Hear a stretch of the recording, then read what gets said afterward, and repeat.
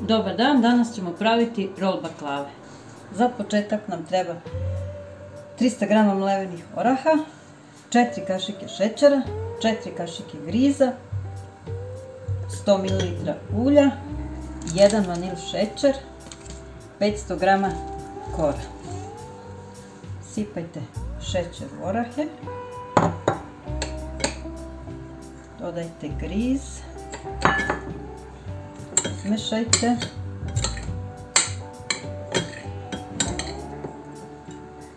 dodajte 1 vanilin šećer,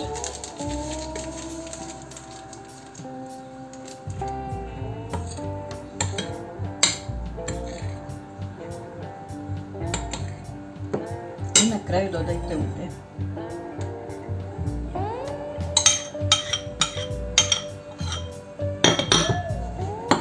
I izmešajte. I evo, izmešali smo orahe. Sada istopite 60 g putera i 200 ml ulja.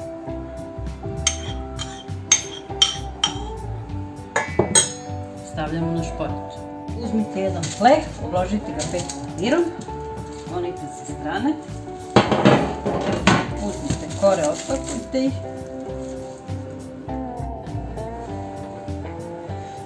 Namažite koru.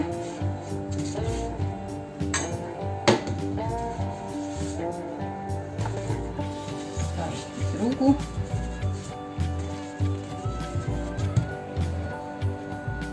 Namažite.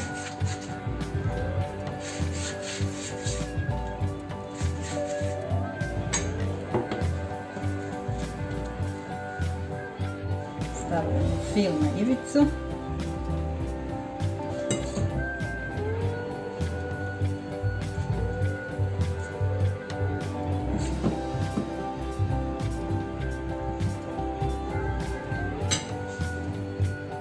I kad smo stavili fil, uvijemo što čvršće.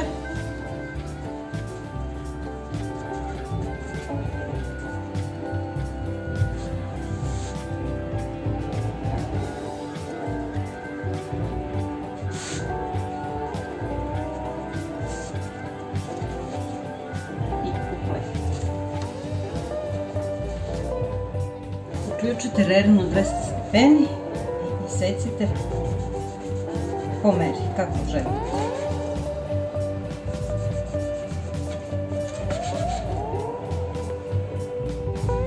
Premažite svaku baklavu sa uljem i puterom.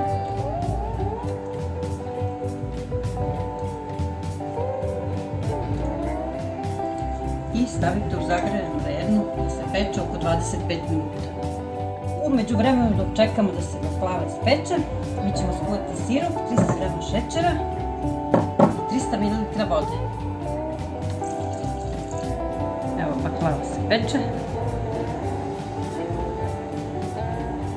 I voda smo provrili, sad ćemo ostaviti 15 minuta da kuva. Baklava se ispekla i sad čekamo malo da se prohladi pa da je prelijemo sirup. Sirup nam se skuvao, sad ćemo da ga prelijemo preko baklava. Sada uzmite i prelijte.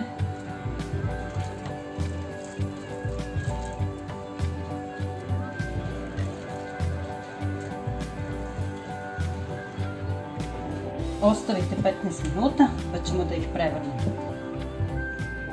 Sad je prošlo nekih 15 minuta. Uzmite, okrenite baklavice i ostavite još 15 minuta i onda ih složite u neku činiju.